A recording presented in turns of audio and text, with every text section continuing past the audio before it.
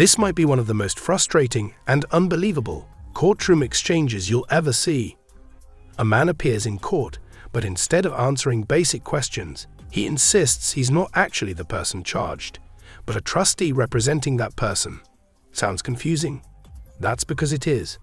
The judge is trying to move a simple case forward, minor charges, nothing extreme, but what follows turns into a complete breakdown of communication.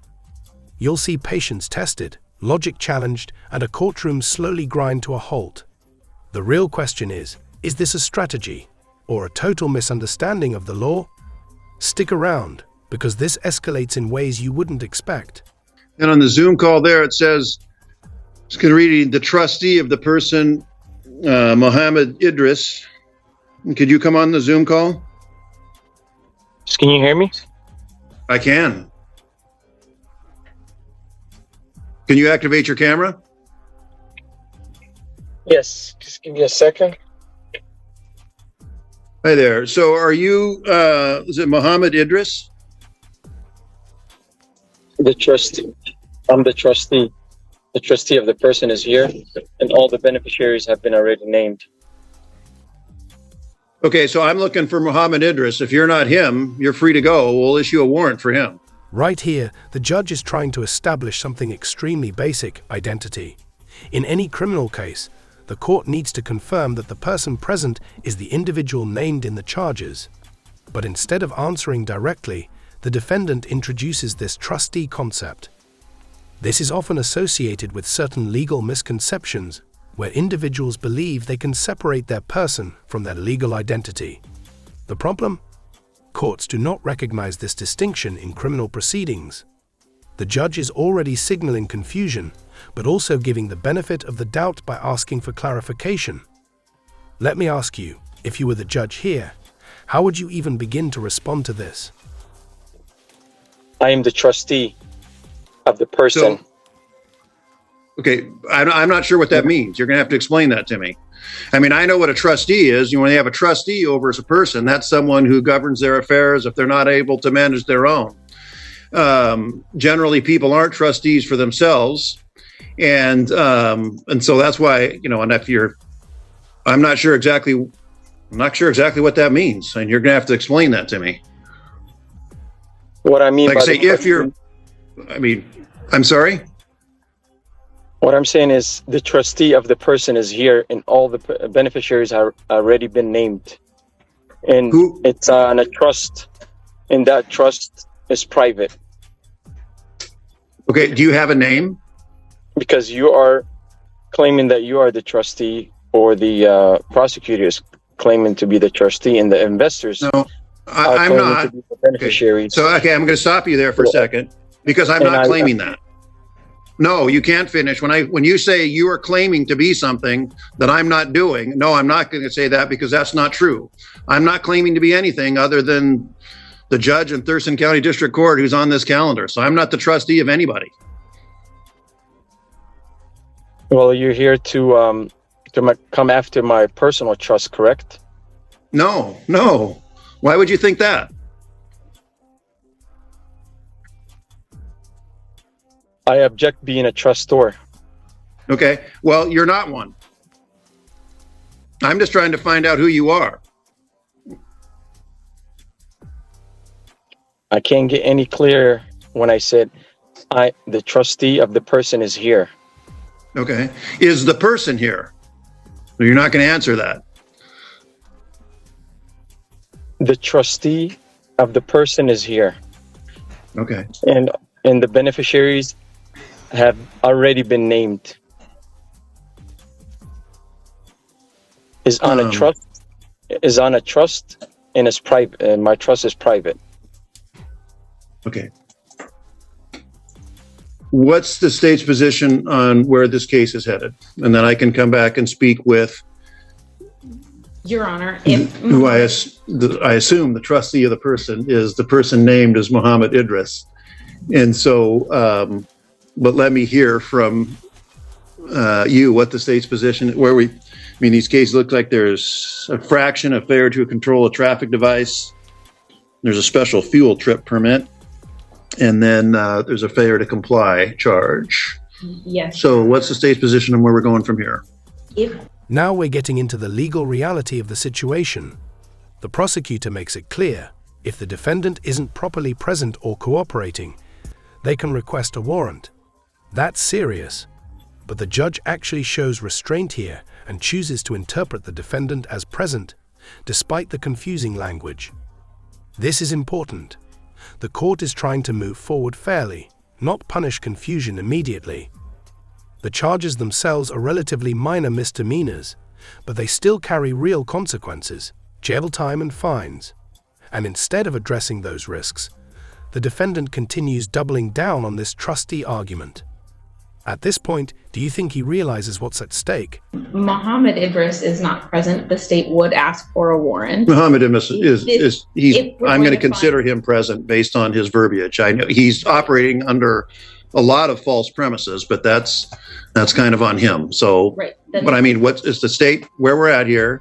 If the state wants to go to trial on this case, we'll set it for trial, and then The state would ask the court to set dates. Within speedy trial, the state also would like to clarify whether Muhammad Idris is intending to go pro se or if he will have counsel at trial. He looks like he was okay. So I'm going to speak here for just a minute, and I'm going to kind of tell you where we are with this, and then we'll go from there. So, you know, you said a lot of things already that just simply are not correct.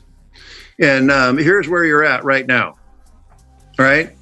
And so you've been charged. There's 3 things at issue here. There's 2 statutes that are alleged to have been violated: violation of a special fuel trip permit, violation of vehicle operator refusing to comply with an officer.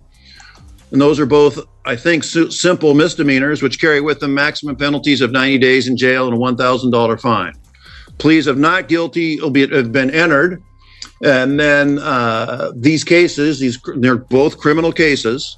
And what happens is they either resolve through some sort of plea or some sort of agreement, or they proceed to a jury trial. And now, if it goes to since they are criminal cases, it's headed to a jury trial, you're entitled to be represented by an attorney. Look like a previous judge had already ruled that, or found that you were are you going to represent as the trustee of the person of Muhammad Idris, going to be present to contest the criminal charges against the named Muhammad Idris? Are you going to do that yourself, or do you want to have an attorney appointed to represent? I can screen you for court-appointed counsel. Here's where things really start to break down. The judge is asking a simple yes or no question. Do you want an attorney?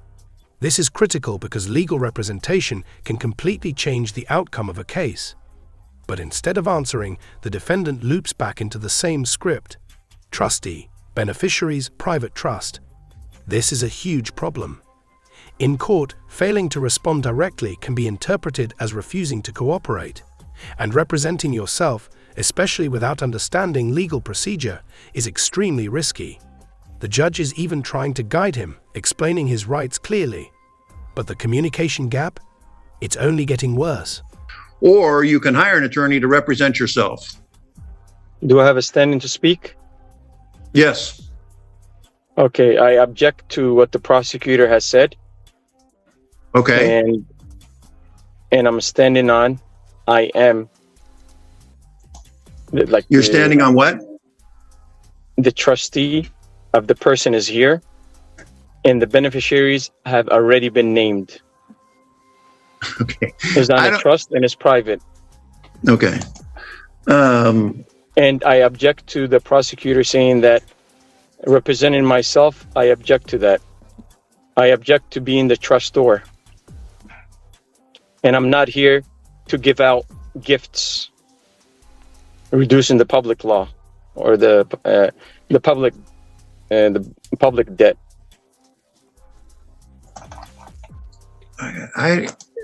Because I'm brought in as a trustor to give out gifts, and turn around, and what the court is doing is coming after me for the commercial promise.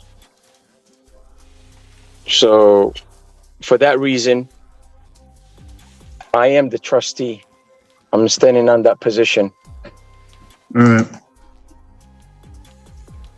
And I'm not here to give out any gifts. Okay, no one's here for any gifts.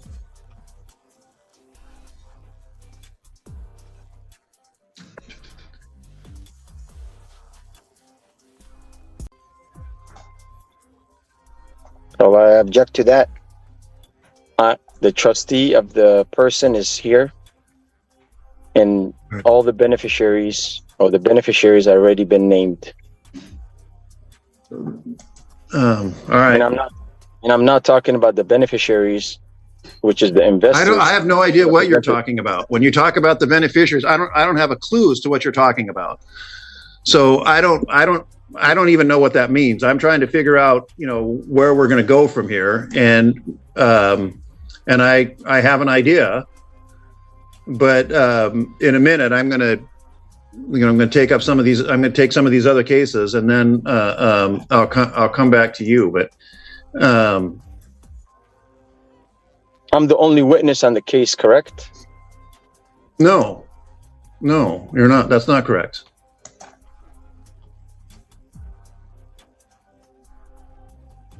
No. Give me just a second here.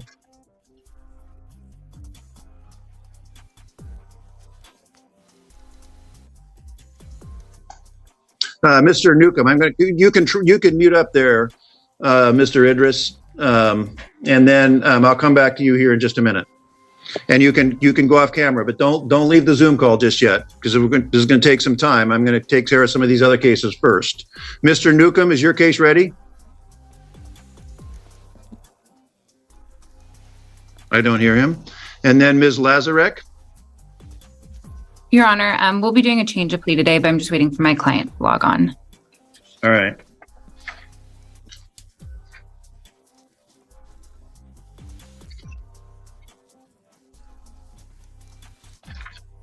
All right. So you can come back on the, you can come off the Zoom call there. Mr. Idris, you can come back off of mute. You can come back onto the Zoom call.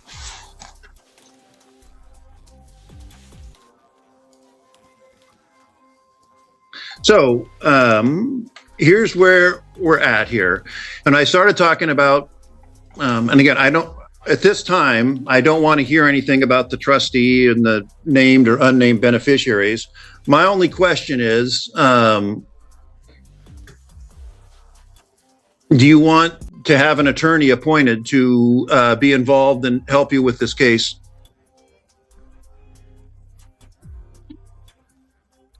I mean, that's a yes or no question. The trustee of the person is here, and the beneficiaries have been already named. And I'm asking for the court to dismiss this case because I put myself in the position of a trustee. Okay. The request to dismiss the case will be denied. I'm telling you that. And I'm going to ask my question again.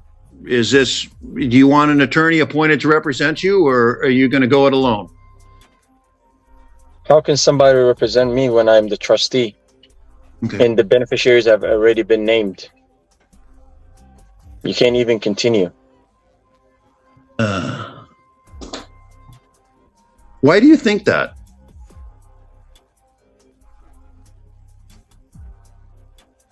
What does it have to do with thinking? Yeah, that's a good question. Well, I mean, you're just telling me that, well, I've named the trustee and the beneficiaries are named who haven't been named to me, so I don't know who they are, and they're really not interested. I mean, if life were that easy, anybody could do that in any criminal charge. Anybody get charged with anything? Well, I'll just name myself the trustee of the person and name some beneficiaries, then you're off the hook. Things just don't work that way. This moment is key. The judge breaks it down in the simplest way possible. If this trustee idea actually worked, anyone could avoid criminal charges just by claiming it. That's a powerful reality check. Courts operate on established law, not personal interpretations of it. The judge is essentially saying, this argument has no legal standing. And notice the tone, still patient, still explanatory. But there's also a subtle shift. The judge is preparing to move forward regardless of cooperation. So now the question becomes, what happens when someone refuses to engage with the system at all? How come they don't do it? And so in terms of, at some point, on the, there was a scene where you were contacted by a law enforcement officer, or maybe even more than one. They identified some charges or some statutes you were not complying with, including, the special field trip permit, and you refused to comply with the officers and things of that sort. So they refer that to the prosecutor's office. They're charging a crime. And I've told you what those two crimes are. And now, again, these cases either resolve, and if you've been on the Zoom call, which I think you have for a while, you've seen some of these cases resolve, or they go for a jury trial. And again, you've seen all these other attorneys who represent these folks. I mean, if they could make these cases go away simply by naming someone as a trustee or naming the charged person as a trustee, I mean, shoot, they'd all do it. And then nobody could ever be prosecuted for anything. So that's why I'm wondering why you think that.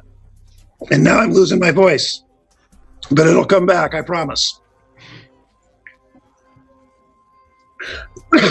So if you're going to go ahead. I mean, if you're just going to keep repeating that to me, then I don't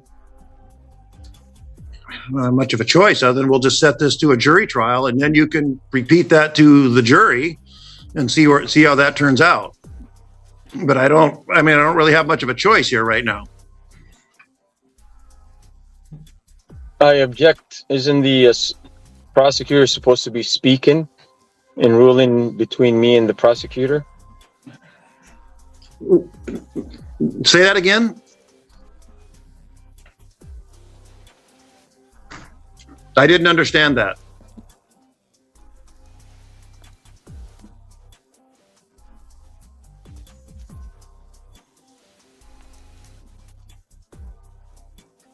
Would you please repeat that?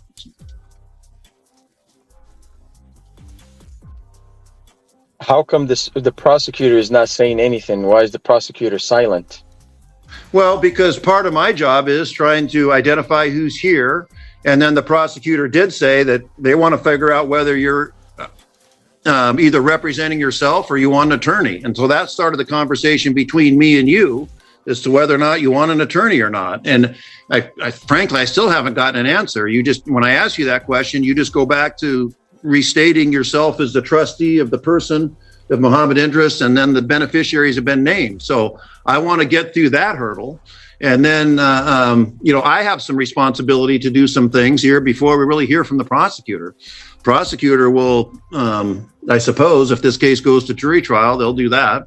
They can negotiate with you some sort of resolution to the problem if you wish to do that.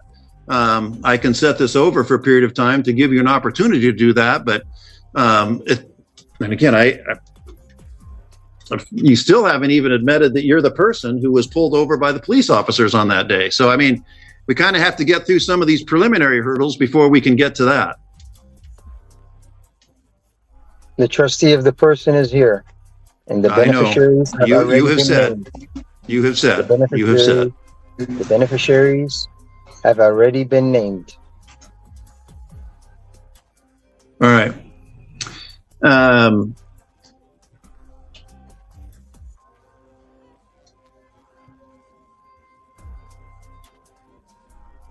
Do you understand that the prosecutor is an attorney who's passed the bar, practiced law in the state of Washington, appears here fairly regularly, and knows the rules of evidence and criminal procedure, and quite familiar with them, given that that's what their job is?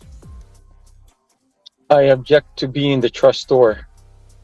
Okay. Do you understand what a prosecutor's job is? I object to being the trustor. All right. You can go ahead and mute back up. You can stop your camera, and then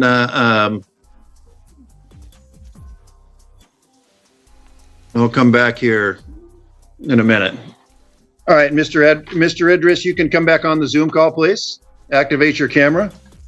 So I'm just going to talk for a few minutes, and then I'm going to tell you what we're going to do here, going from here.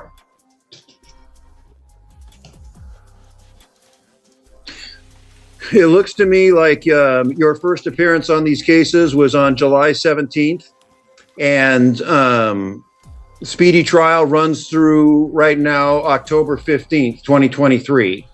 So you are charged, as it looks like you were in front of a pro tem back on July 17th. You're charged, right there, with 2 crimes and there's 1 infraction. Pleas of not guilty will be entered. Anytime anyone's ever charged with a crime, they have a number of rights. You have the right to be represented by an attorney, which I've talked about. You also have the right to go to trial and call witnesses and so forth. And so, just let me finish, please. Don't interrupt me. I know what you're about to say, but I'm going to talk for a while here. So just please don't interrupt me. At the end of it, then you can say what you're going to say. All right. My apologies. So this case has started. This case is headed towards trial, apparently. And if my voice holds out, the trial is going to take place someday before October 15th. Now the judge lays everything out, rights, trial process, consequences, and even warns the defendant that representing himself would put him at a serious disadvantage. That's not just opinion, that's reality. Prosecutors are trained professionals who understand procedure, evidence, and strategy. Without that knowledge, a defendant is walking into a fight unprepared. And yet, despite all this explanation, the defendant goes right back to repeating the same claims. At this point, it's not confusion, it's refusal to engage. So let me ask you, is this stubbornness, belief, or something else entirely? You have the right to an attorney, as I said. You also have the right to represent yourself. If you choose to represent yourself, I just want to advise you that you would be at a serious disadvantage. The prosecutor, as I tried to explain earlier, is a trained attorney, been through law school, been practicing law for a while, well-trained, well-versed in the rules of evidence, well-trained, well-versed in the rules of criminal procedure, been through jury trials before, they know how to conduct them. And so if you were to represent yourself, you would be at a huge disadvantage. It would be to your great advantage to have an attorney appointed, or you can hire an attorney to represent you. But as I said before, you do have the right to represent yourself. And normally you go through some sort of conversation with folks. I've been doing this job for a number of years now. I've had several people represent themselves. Normally there's a conversation I've had with people about asking them that they're aware that if they represent themselves, they'd be at a disadvantage. I tried to engage in that discussion with you. You just kind of reverted back to repeating that you're the trustee of the person and the beneficiaries and the name, so forth. But rather than go through the question and answer portion, I'm just going to tell you that's where we're at. So we're going to set this case. We're going to do 2 things here today. We're going to set the case for trial. You're going to get notice in the mail of that. You're also going to I'm going to set a status hearing or a pretrial hearing in about 3 weeks. And then somebody else, maybe it'll be me, will probably try and go through all this again. But I'm going to tell you some things that, you said you object to this and you object to that, and you're free to object to anything you want. But I have the ability to either overrule the objection, which means turn down your objection, or sustain your objection. And I'm having trouble actually understanding what your objections are. And so, and again, I'm going to lay out some of what's going to happen at trial if it goes that far. In a trial, they have a group of citizens come in, both the attorney and defense attorney or the person represent themselves, and the prosecutor has an opportunity to question them, talk about the issues that might come up in the case. Then they can eliminate who they don't want on the jury, and then 6, you will end up on a jury, and then the state will present their case. You or an attorney, or you on your own behalf, or you as the trustee of the person, can present your case or explain to the jury why you think you should be found not guilty of what you're charged with. And so in the grand scheme of things, frankly, the charges that you're charged with are not far from the most serious that we see around here. They're not. But they are crimes, and they are in their own way serious. And so I don't know whether anything I've said has made any impression on you at all, but that's what's going to happen here today. And if you wished in that, so this case is headed for trial. And like I say, we'll do sometime before October 15th, but we're going to do a intervening, and I'll tell you when that is. Why don't you set just a status pre-trial for like about 3 weeks. And you can think about what's going on here. You can think if you want to take some alternative place. If you want to just come to court and keep repeating the same thing to me when you get in front of a jury, you keep repeating that same thing to somebody else, I suppose there's no way I can stop you of doing that. But I'm just trying to enlighten you on what's going to happen.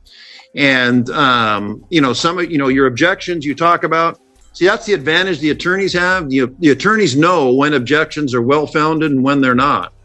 And I kind of get the sense from you that you really don't have a complete or accurate idea of what this is all about and what's happening. And so I tried to spend some time explaining that to you as best I could. And I guess I told you I'd let you speak, or hinted that I would let you speak. I'll go ahead and tell you. Do you have any response or any thoughts on this, or would you understand this is going to trial, or go ahead. I've said what I'm going to say. I'll turn things over to you.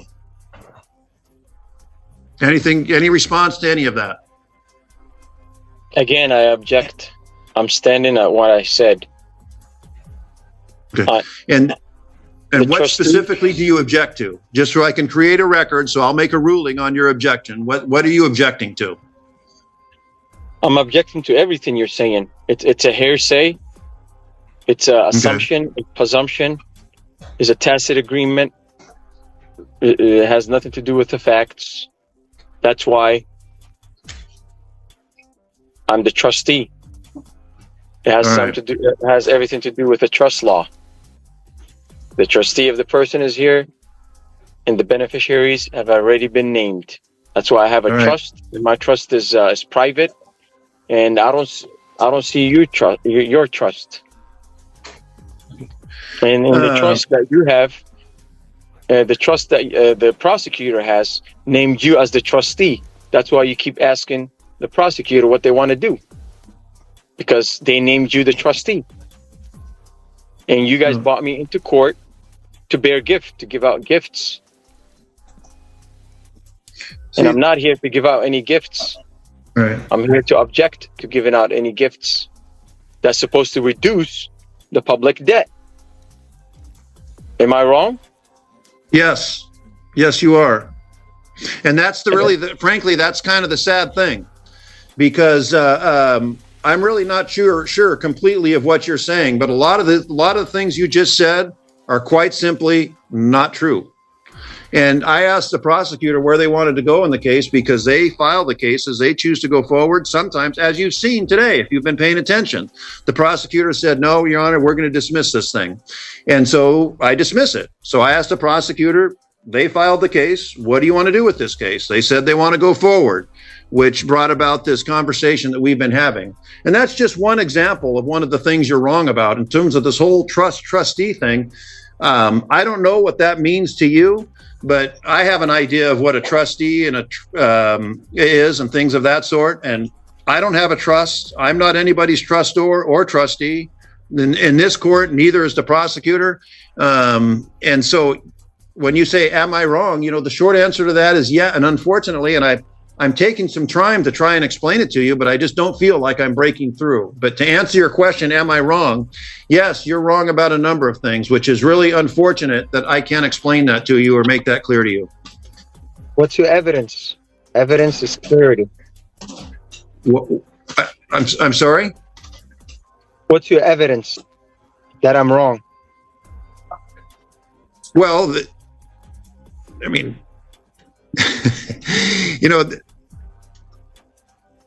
other than me just telling you that I'm not a trustee, I can't prove something doesn't exist. I mean, there is no trust. There's nothing else, and I have no documents that saying there's not one, and I don't have any there is no document saying that there is one. And so again, that's on that single issue. That's So you're not coming after my personal trust? no. So personal And again, trust I'm not doesn't sure. exist? Well, let me rephrase. I'm not sure what that means. Again, you're charged with a crime. That crime needs to be resolved, or either through trial or resolution of some kind. And so, in terms of coming after your personal trust, and by the way, I'm not the one who filed the charges. That was done by the prosecutor and all of that.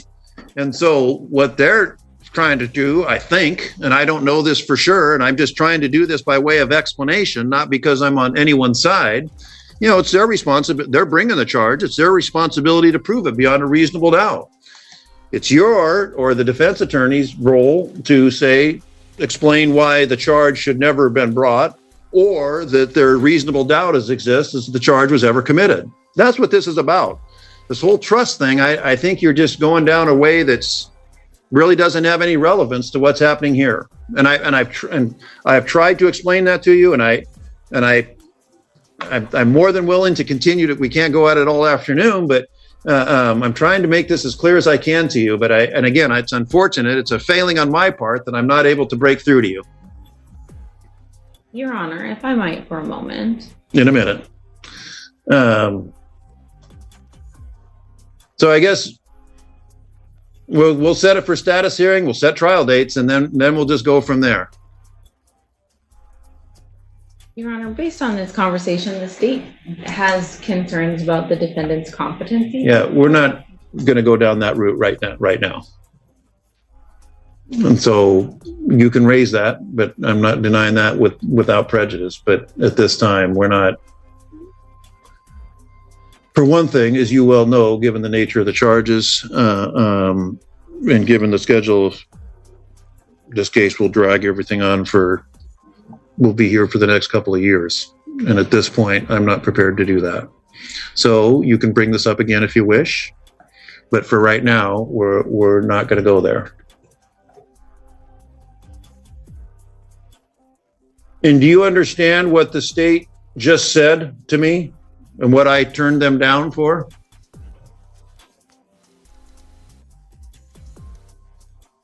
Again, that's a yes or no question. The representative from the state, the prosecutor, she just said something to me. And I said, no, we're not doing that now. She made a request of me. And so do you know what that request was?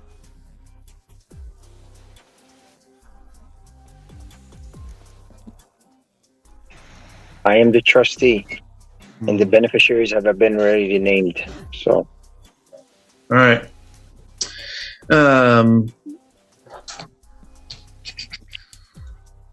Did he been sent discovery?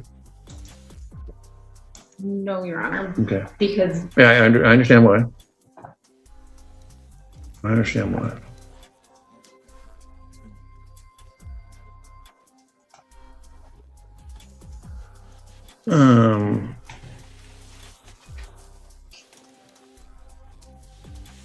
All right, so what's 3 weeks? What's 3 weeks from today? When's the trial date? September 13th. We're going to reset this to September 13th. Put it at the end of the calendar. Or Okay. what time? 2:30. At 2:30. That'll be your next court date. You're free to go.